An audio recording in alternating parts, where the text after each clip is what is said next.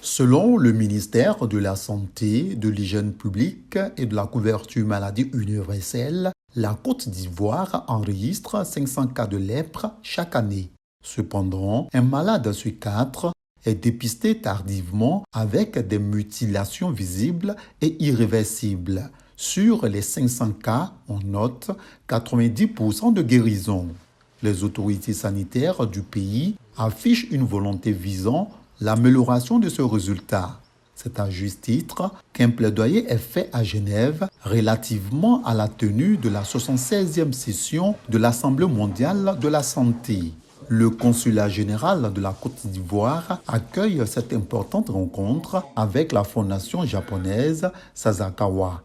Le projet Zéro lèpre d'ici 2030 en Côte d'Ivoire est le sujet principal. La première action, c'est faire en sorte que dans le district, on puisse dépister tous les cas dans le district endémique.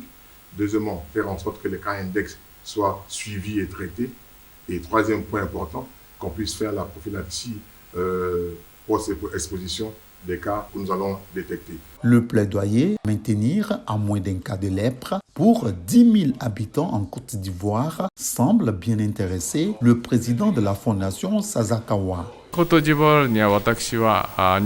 J'ai même été 2 fois dans la Côte d'Ivoire et j'aimerais souligner les efforts que la Côte d'Ivoire fait au niveau national, mais son impact au niveau mondial.